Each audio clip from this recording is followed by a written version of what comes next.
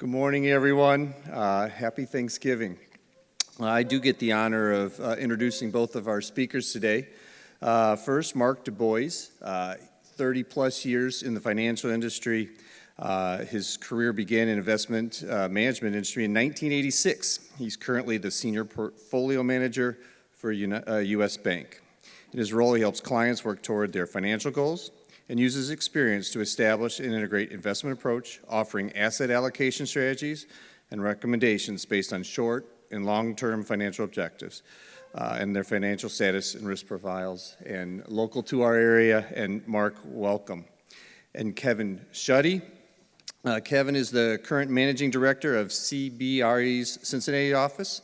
He specializes in business development, service delivery, community and industry relations, recruiting and hiring, which I imagine is kind of difficult nowadays, and client relations and the overall profitability of the CBR Cincinnati office. He has over 20 years of commercial real estate experience.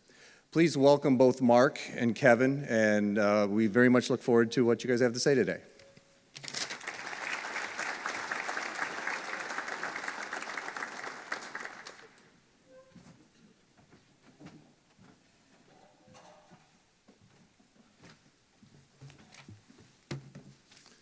Good morning.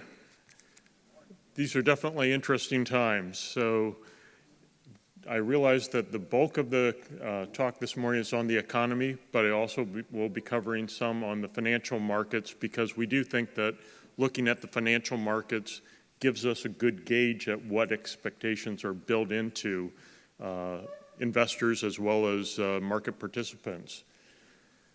What I have here is just a recap of where we've been over this COVID crisis.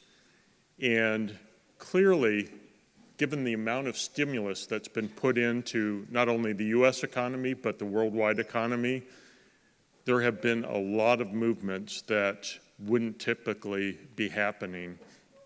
So looking back, the top three lines show financial markets, stock markets, where the market's been. And when you consider back in March of last year, the market was going into a relatively free fall. The financial markets have pretty much taken this crisis in stride due to all the monetary stimulus and financial stimulus. So the financial markets haven't been seeing as much stress as what businesses and other individuals have been seeing. But I think what's interesting to take a look at is the commodity price side.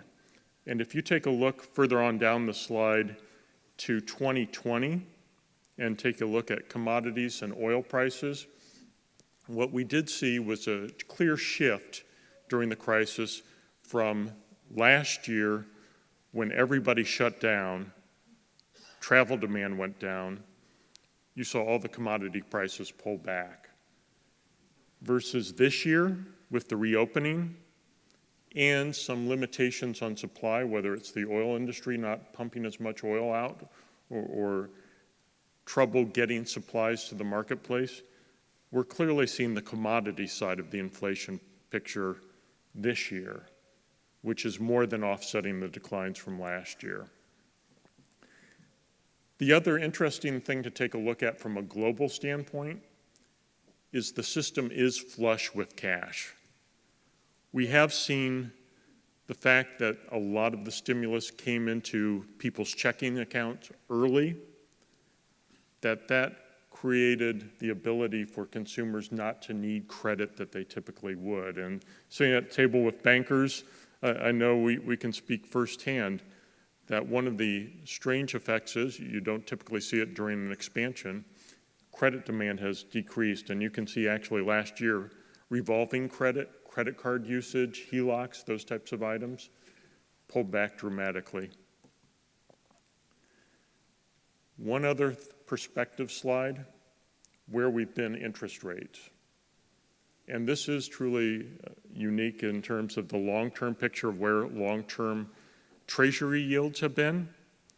Over the past 30 years, we've seen a dramatic decrease in interest rates, mainly tied to the fact that inflation had become more and more under control.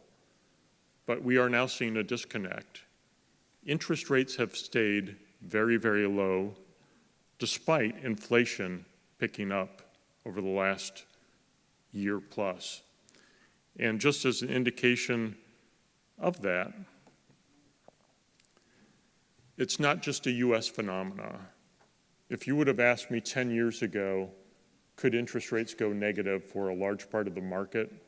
I don't think anybody would have saw that coming. This chart shows globally how much debt carries a negative interest rate. So we think our rates, a 10-year treasury at 1.6% is low. Try looking at Germany. Their 20-year bond, government bond, has a negative yield of 0.2%. Italy, not the strongest national credit, their 4-year debt has a negative yield of negative 0.1%. France, you can go out 9 years in their debt market, negative yields. Japan, 5 years, negative yields. People want safety. There's a large part of the investment world that is seeking safety, and in this environment, safety is extremely expensive. Why do I bring this up? That helps explain why US rates have stayed relatively low during the time when inflation is picking up. So while there has been a drop-off in terms of the amount of debt that has a negative yield worldwide, this will be one thing to watch on an ongoing basis, because there are a lot of foreign investors that might say, I'm willing to take some risk on the dollar, I'm willing to take some risk on US credit in order to earn positive yields. So we've seen a lot of buying of our debt despite all the debt that's being created. And further evidence of all the stimulus that's going on, this is monetary stimulus. This shows worldwide banks in terms of how much debt that they're buying in the overall market.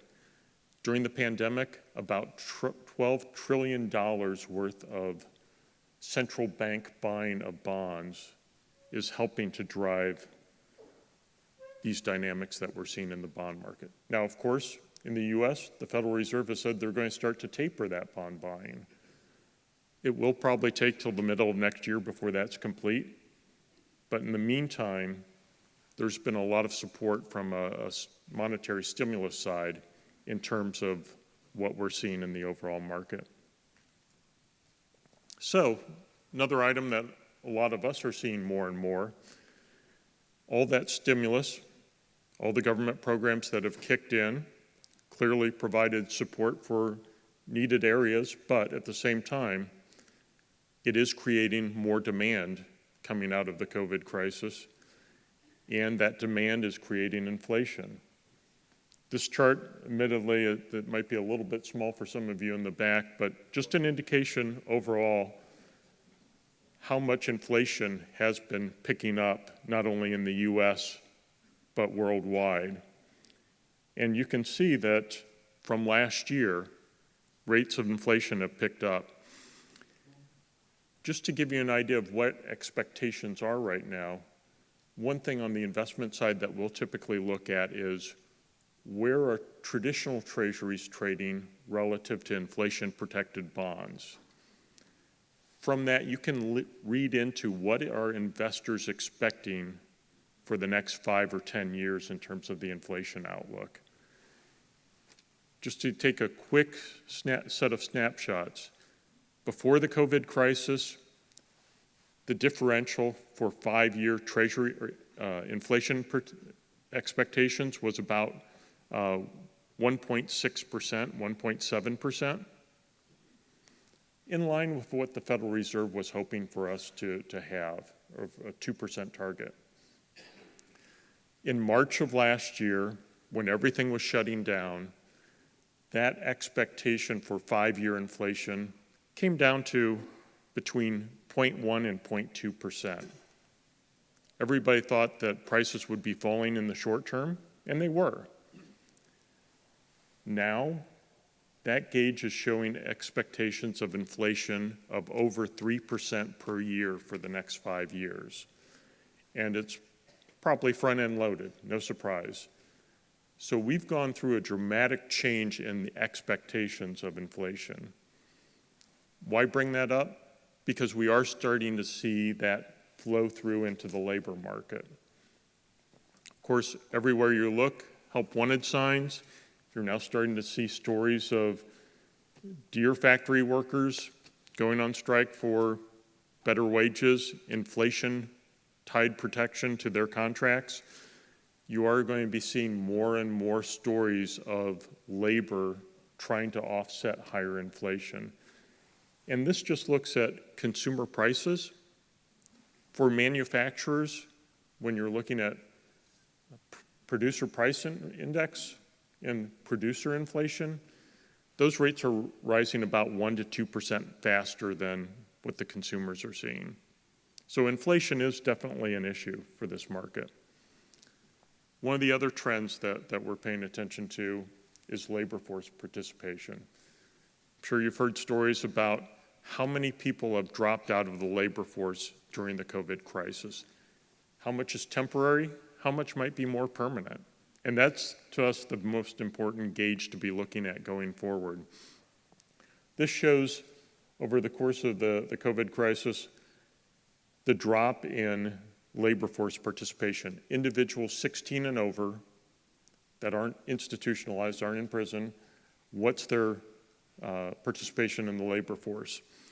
So a drop of about 1.7% of the working population came out of the workforce. That's about 4.4 million people that were employed before COVID that are now currently unemployed. Fairly large portion of the labor force. And when you consider all the dynamics going on there, there's a lot of structural changes too. We were talking at our table earlier of all the shifts going on in the employment market.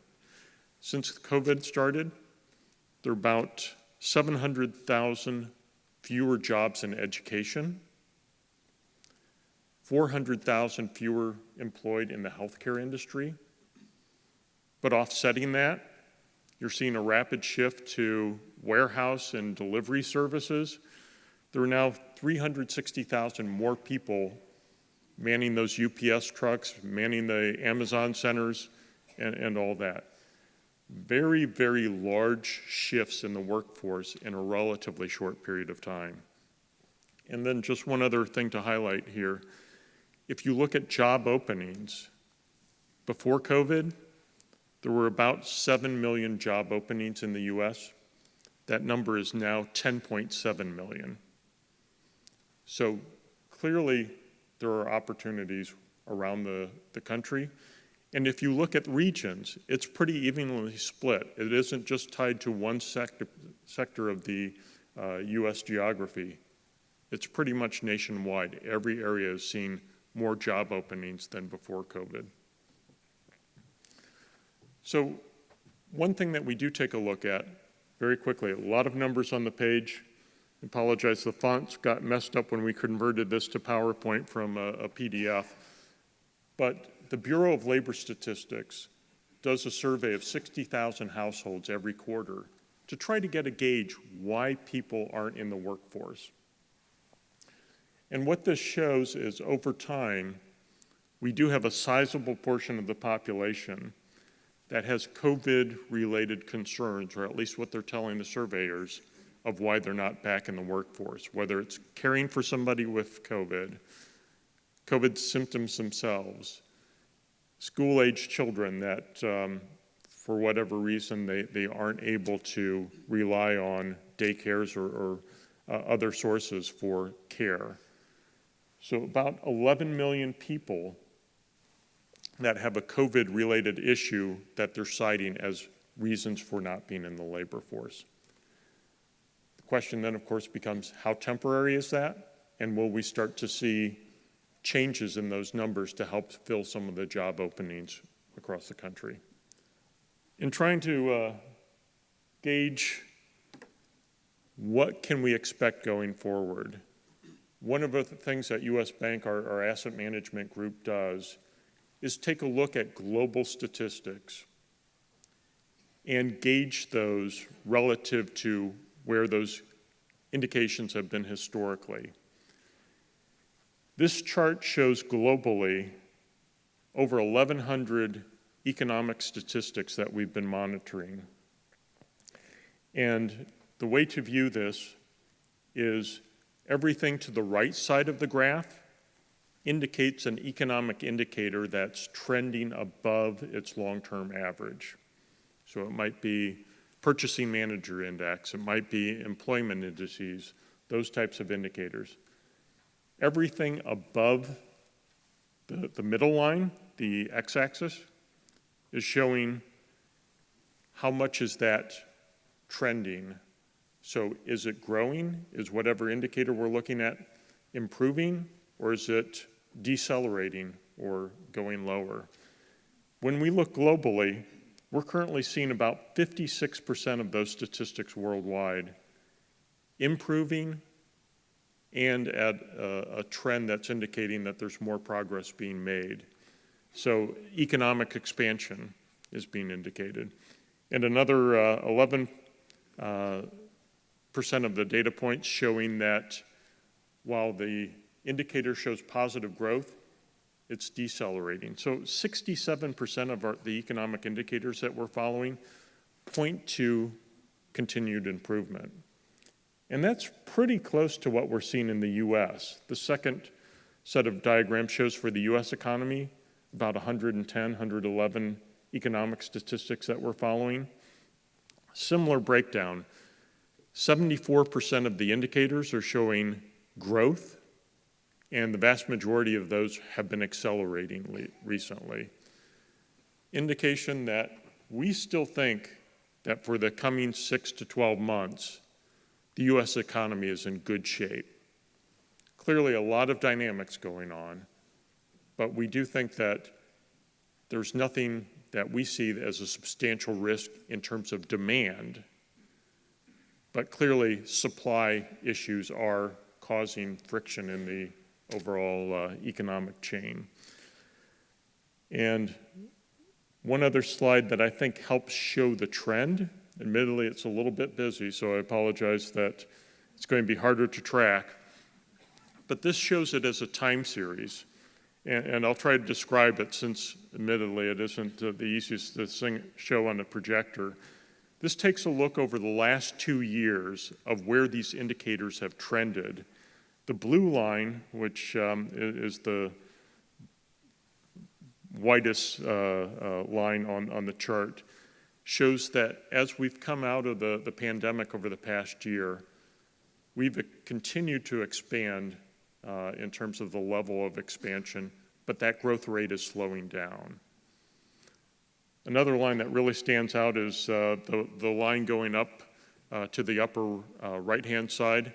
That's developed markets. That's mainly Europe, where we're showing some pretty significant growth picking up.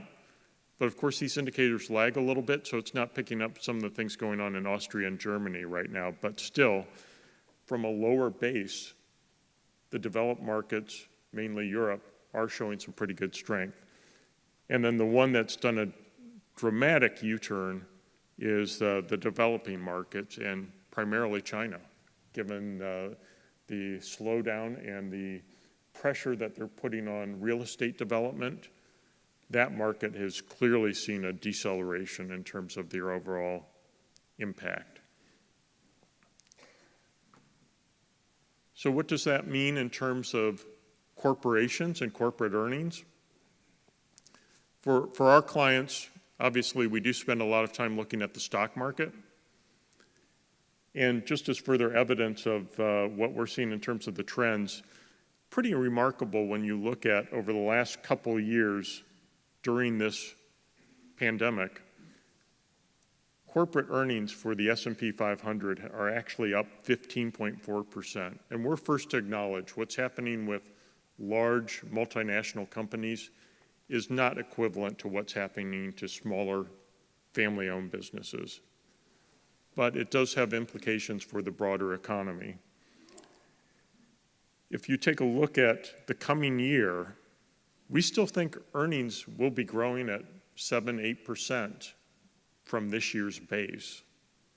So we still see growth overall, employment overall. The big questions are supply chain disruption, and laborers coming back into the labor force are going to be the biggest gauges to watch. And then on the financial markets, how much of the worldwide debt that's currently at negative interest rates starts finally going into positive levels, and when does that start showing up in the U.S. bond market are the things that we think will warrant paying attention to.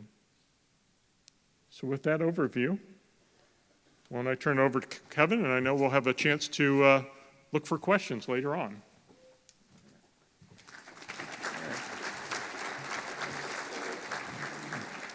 Thank you, Mark. So I'm Kevin Schutte. I run the CBRE office for Cincinnati and Dayton. I always like to explain what CBRE is because it's not a household name. So CBRE is a commercial real estate services firm, and I simplify it as we do everything with commercial real estate, but we won't sell your house. So it's that simple. We'll manage it, buildings from retail, office, industrial, anything in between, but we will not sell your house. So that's kind of simplified because everybody, my mother used to think I was going to sell houses, so it got into something different. So with that said, I'll try to give some, with all different, we call them food groups, apartments, retail, office, industrial, what's happening in greater Cincinnati, and where I can tie it to Warren County, I will. So I'll start with apartments, what's going on. There's a tremendous amount of growth in the apartment business. So typically, greater Cincinnati will develop around 2,000 units per year and fill those up. Right now, and that's what it's been for the last 10 years. Right now, we're developing 3,000 units per year, and we're filling those up faster than they can build them. So overall, Cincinnati's occupancy rates on apartments are at 98%, which is above normal. And also on top of that, they're experiencing 5 to 10% rent growth on those apartments. But the only exception to that is the downtown Cincinnati and the urban areas.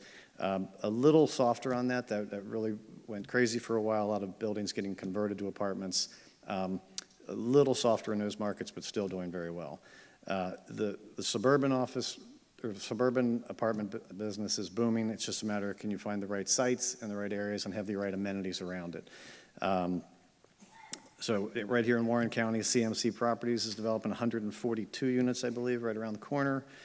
We got down in Mason, Deerfield Town Center. It's got another 100+ units getting developed in that area.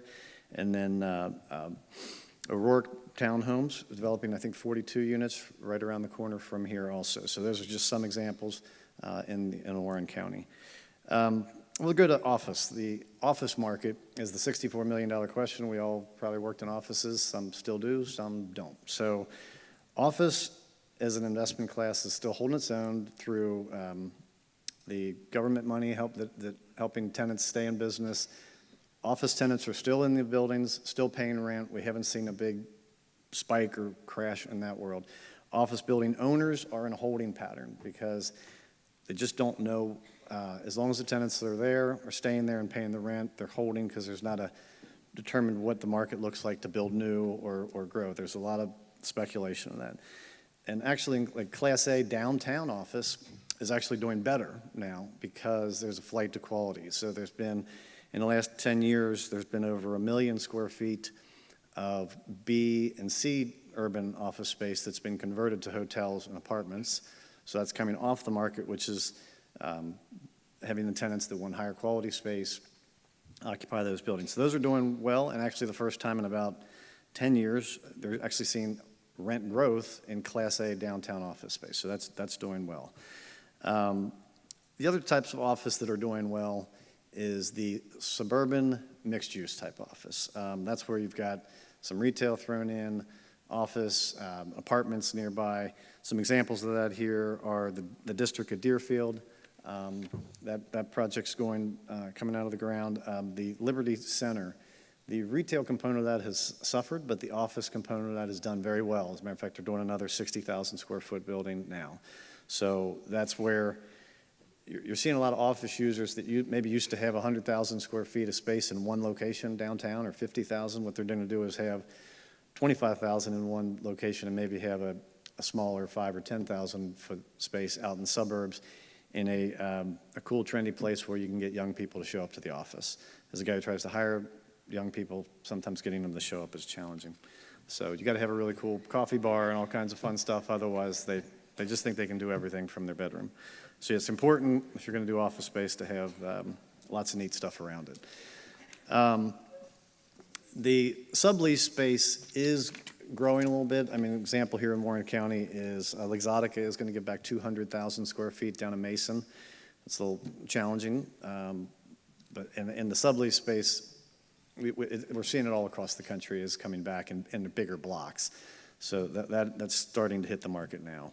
So then we'll go to the darling of commercial real estate, and that's the industrial world, which kind of ties off what Mark was talking about, the distribution job market. So industrial in all product types, doesn't matter if it's a 1960s 12-foot clear junky old building to the brand new million square footer that's 42-foot clear. It is white hot, you can't build it fast enough, and it's leased or sold if it's on the market. That's due to e-commerce, which we talked about. Some people probably bought some stuff while we're sitting here, right? Click buy it now and it's at your house. So that's driving it. Reshoring is another big thing since COVID. Companies are actually bringing some manufacturing and other things back to the United States so they don't get caught in the supply chain hurt that they had over the last 2 years.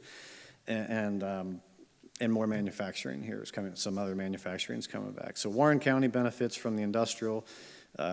On the big box stuff is over on I-75. 75, Cincinnati is more of a north-south town.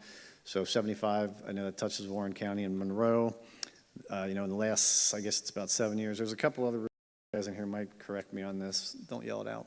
But I think North Park is upwards of 5 million feet, and that's all been developed in about the last 7 years, and it's 100% full. And there's another 1.2 million square feet coming out of the ground immediately north of that.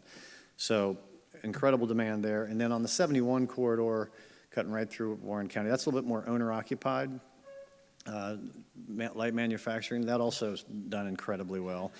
And examples of how hot the industrial market is in Greater Cincinnati. Typically, over a 10-year span, Greater Cincinnati will develop 3 million square feet of industrial space and fill almost 3 million feet. In 2021, we're going to develop 9 million, and it's basically 100% full. So 3 times the amount in a given year. And that's also, rent increases are dramatic. So the first year base rents from a couple years ago are 10.2% higher. And in Cincinnati and parts of Cincinnati over northern Kentucky in particular, you're seeing 15% rent growth driven by Amazon, DHL, and others. So it's so hot over there. I live in Hebron, which is right west of the airport. I like to make the joke, going to Mark's point about labor, if you stop at a stoplight too long in Hebron, you're going to get hired right out of your car at $22 an hour. And actually, my son, senior in high school, worked at one of the Amazon warehouses through the busy season last year, and they're paying $27 an hour. So he was making more than I was. It was great. But so that's how hot the industrial market is. And warehouse workers, in the past it was trying to get to $15 an hour. Now we're regularly seeing $17 to $20 an hour. As a matter of fact, I just passed a billboard on the way up here. I think it was DHL's $21 an hour starting. So white hot in the industrial market, and that's also bringing in capital from all over the world, not just local or even national. As Mark pointed out, the yields in other parts of the world are negative, so there's a tremendous amount of capital that's chasing industrial worldwide. And we'll go to retail. Retail's in flux. It's obviously changing since we all shop differently now. Retail has to be about an experience and has to include food. Otherwise, you just buy it on your phone. So, but with the good side of that is some of the big names, Amazon and others, are actually going to a brick and mortar also. So they're building little Amazon or little stores that are used for drop-offs, pickups, and other retailers are doing the same, that have a bigger online presence, but now actually setting up brick and mortar stores. Warren County has a new mixed-use development underway in Mason, Montgomery, and Western Row. It's going to include about 100,000 square feet of retail space anchored by Dorothy Lane Markets. That's going to be exciting for the area.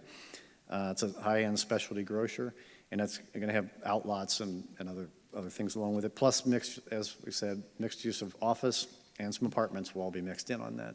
So that's the formula that works, where you combine live, eat, work, play. They're also developing a new Kroger marketplace in Springboro, which will have all the traditional Kroger retailers following it. Rent increases on retail are pretty high also. If it's the right location and it's a mixed-use product, those will be starting in the mid-20s, which 5 years ago would have been $15 a foot. So tremendous rent growth in the right retail, in the right location.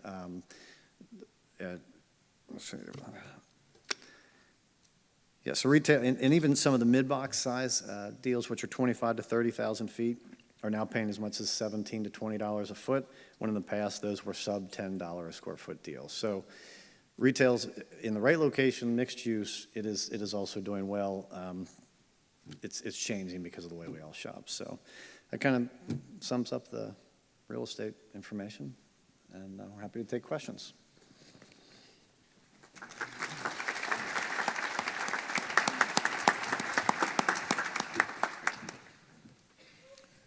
Thank you. That was very informative.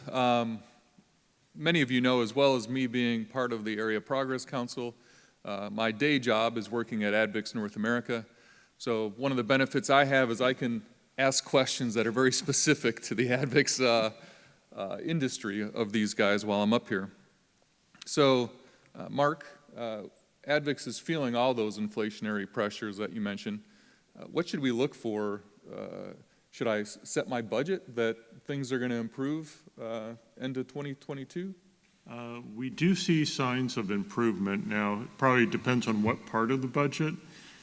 Historically, labor, those costs are very, very sticky. So we don't see wages coming back down. It's very tough to try to decrease wages, but the rate of growth will likely start to slow at the end of 2022. The other aspect is component prices, so chips for cars, those types of issues. There we are seeing that the supply constraints will probably take to the end of 2022 for a lot of the electronic side. It's interesting, not to deviate too much, but I was on my first business trip last week, and on the way home I sat next to a 22-year-old purchasing manager who was coming for an interview in Cincinnati, and she was talking about the current firm she was working at, and they're seeing still 18 months out that this chip shortage is going to affect the majority of their product line. So unfortunately, that side is going to be a little bit harder and stickier. Other commodities will likely taper off, and we might even see some decreases. Shipping costs are starting to come down a little bit, so it is very much a mixed bag. If you don't need your house, sell it right now. Everything's expensive. We don't deal with that at CBRE. So the apartment world we do, but other than what I know anecdotally from flipping houses myself on the side, I don't know what to say about how you might have more window into that. Just a background in terms of housing supply, not only during the pandemic, but before the pandemic, there wasn't much excess inventory to start with. So clearly the pandemic accelerated some of the demand to move into bigger homes, what have you.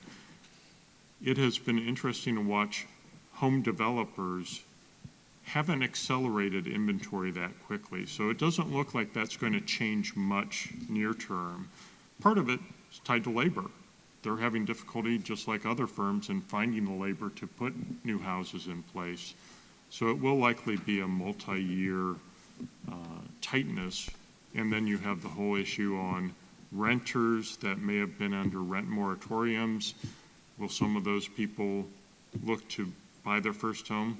But then you have affordability issues. So you probably will see some moderation in price increases, but until inventory starts to get built back up, there probably won't be a lot of extra supply out there. Okay, again, Cunningham Institute for Growth. I have a question for Mark and Kevin. For Mark, I'm very interested in certainly your comments on labor participation rate are our major driver. I'd like to hear your institution's belief for the Build Back Better program as we understand it currently. Is that going to improve or disimprove the labor participation rate over the next you can pick short, medium, long term.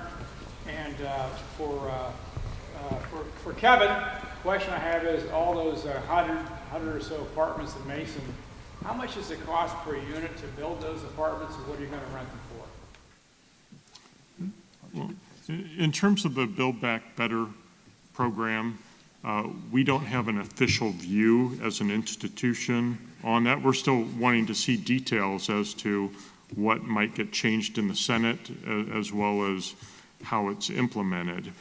But some of the issues tied to the House bill that are going to be interesting to watch is there are a couple dynamics there. Clearly, the Democrats that put together the bill are looking to provide support for daycare, pre-kindergarten availability, but the offsetting question is, will that extra demand be able to be filled by daycares that are out there? For those younger parents that are looking for options for their kids, they're seeing inflation already in terms of trying to find available spots for their kids. So it will create extra demand for some that do have the ability to then use that extra space that's being provided or that support.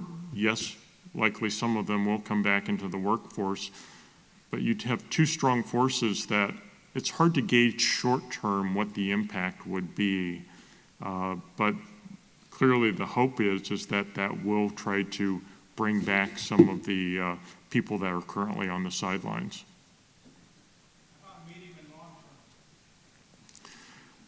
There again, in terms of the specifics of that bill that's been passed, one of the issues, I think probably the easier thing to anticipate is it will add to some of the inflation pressures out there.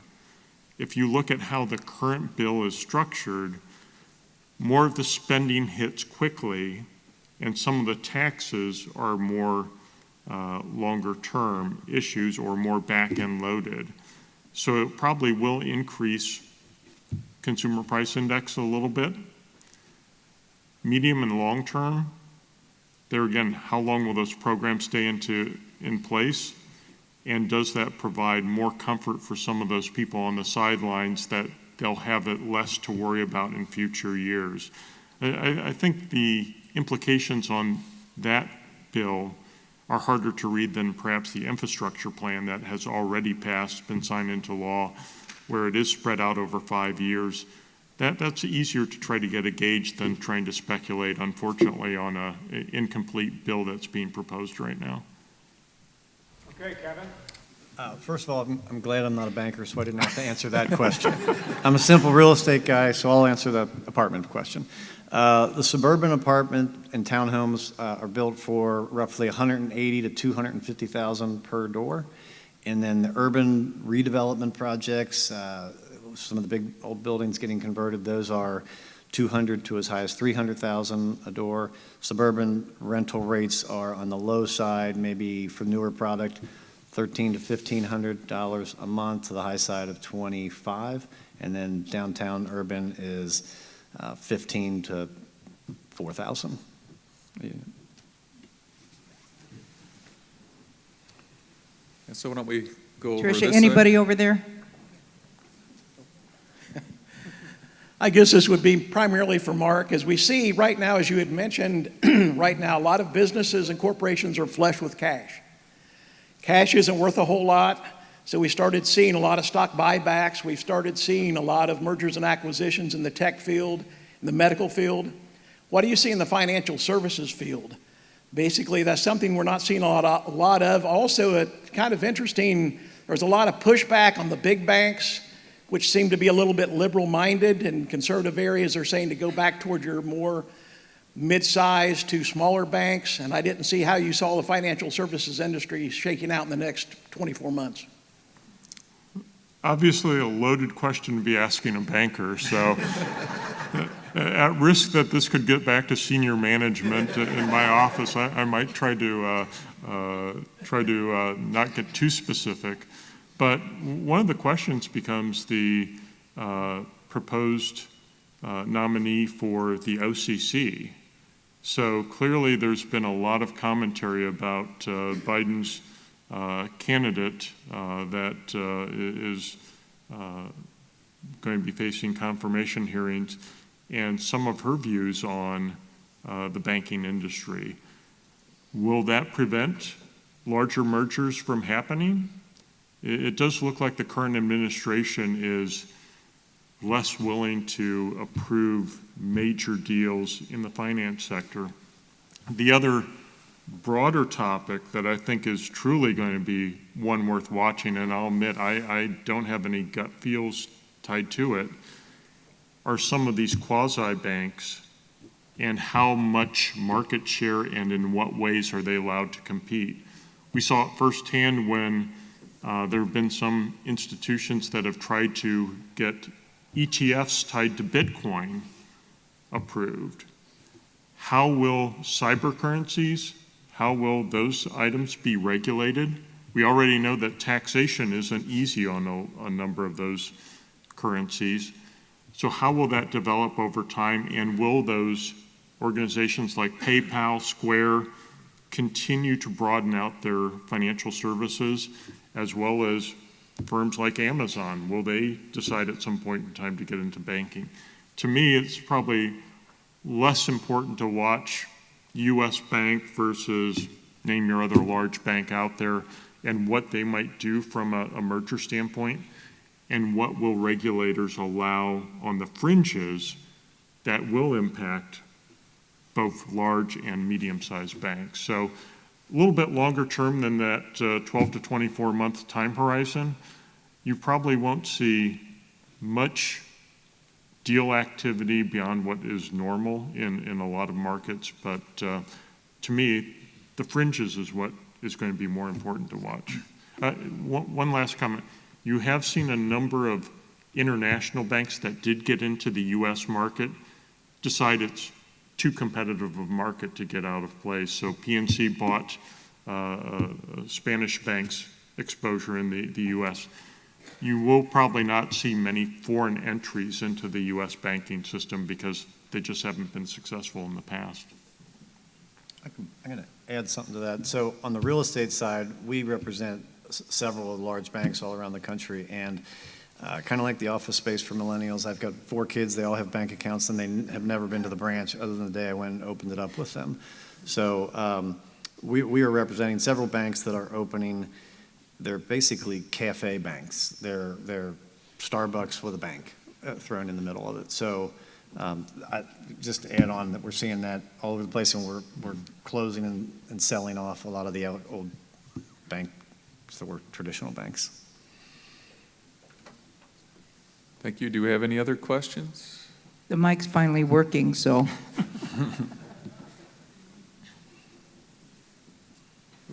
Arla down here. I'm coming.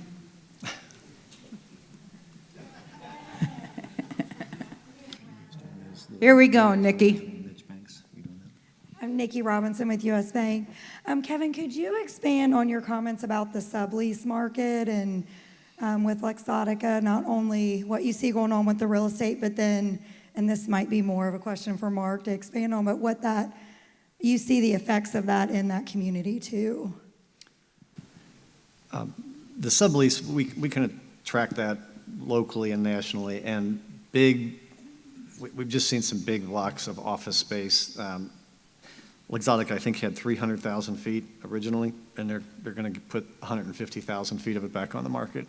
So, that's a suburban office building without all the great new trendy amenities around it. So that Mason, the older, I used to work in one for 10 years, where you have an office building with a sea of parking around it. Those are struggling. And there's some parts, actually we're seeing in a submarket, I'm not going to mention it right now, but there's another submarket in Cincinnati that has a lot of office buildings like that. The two of the buildings are under contract with a developer now to convert them into apartments. So, and we're seeing that in a lot of other parts of the country too. You take an office park that was built in the 90s that has 10 office buildings, it's 50% full. You combine the 50% of the tenants into 5 buildings, you take the other 5 and convert them into something else. So we are seeing that. It's just getting started here. I don't know specifically about that Exotica lease, what will happen there, but it'll go on the market like other product in the area. Any questions from this Yep, side? hang on, I see Dan over here. Just, I guess, for Kevin, with regards to the malls, Cincinnati Mills, Kenwood, what do you think is going to happen with some of the malls across the state and across the country? CBRE has a national group that's trying to figure that puzzle out. I'm always amazed the numbers. Something like 2,500 malls across the country are not Kenwood Mall that does well. So, you know, every city has there are 1 or 2 that do great, and then there are other ones that are struggling. I mean, the 4 other in Cincinnati are all in various stages of receivership. So the trick is, I mentioned earlier during the meet and greet, all those malls have 2 or 3 or 4 anchors, Sears, Macy's, whatever. They all have rights and the cross easement rights and what so they're all trying to use their leverage to get the most out of what they have rights to do there. Everybody talks about, well, it should be great for last mile industrial. You know, it's all surrounded by rooftops. They're usually pretty close to the highway. Turn it into an industrial building. Problem is that the municipalities don't want it to be an industrial building. That's a big difference. So Nashville's got one that was converted it becomes a little bit of everything. Medical, senior housing, retail, apartments. They're becoming where you can figure out the financing. And that's where we got to get the banks to get their arms around that, which I think is tricky for banks because you got guys who specialize in knowing apartments or knowing industrial. But when you're talking multi-$100 million deals that are going to take years to do with 3 or 4 different specialty product types, it's really complicated on the financing side, but that's what's happening. Hello, Justin Conger with Conger Construction Group. There's a lot of business owners in this room and large manufacturers and businesses around town, and you kind of just talked about it, Kevin. Projects that may take a number of years to put in place, a lot of activity, whether it's industrial, multifamily happening in Southwest Ohio. But what advice would you give to the business owners and even to the government entities around here? We have inflationary pressures. Mark talked about wages being sticky. We don't know kind of what materials are, but there is inflationary pressures across the board. But what advice would you give to the business owners in the room when it comes to expansion or trying to keep up with demand, because there's still plenty of demand across the market space? That's a tough one.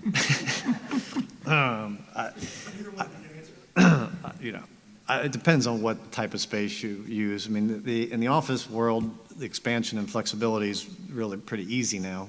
So there's a lot of space, and we're doing a lot of tenants that they're redoing their office space. They're just redoing it smaller. So they might have had 30,000 feet in the past. Now they take 20, but it's more flexible and they can kind of grow in and out of it. In industrial, it's a problem right now. I mean, like I said, I think the stats are we're 95% full. Can't build it fast enough. You guys are trying to figure out how to lock in pricing when building it, and it's a challenge right now with cost. I don't have a good answer on what to do with it. No, and it's not directly related, but I do think the other dynamic that we're going to have to deal with in the economy is very tangential, but from the standpoint, one trend we are starting to see too is more interest on bringing production back closer to demand points. And so that will have a factor. I mean, it's rare, but you've still seen a number of announcements like Steel Dynamics putting a new steel plant in Texas, first plant that was built west of the Mississippi. because of demand issues. So with all the supply constraints, you'll likely see more firms look into tying production closer to customers, and that will create additional needs on the real estate side as that starts happening. We've seen it with global foundries. So it's a start. It won't be a big trend, but it is a trend that will be tied in with that whole industrial space side.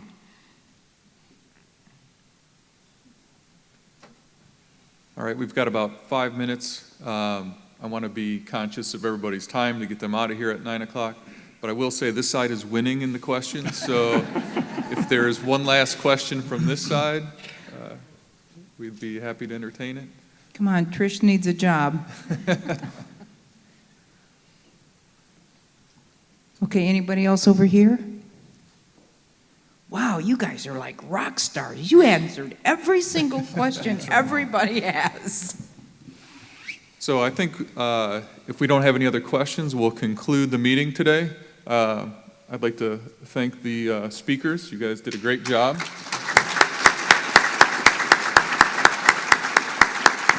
Thanks. Thanks again. Goodbye. Enjoy the day.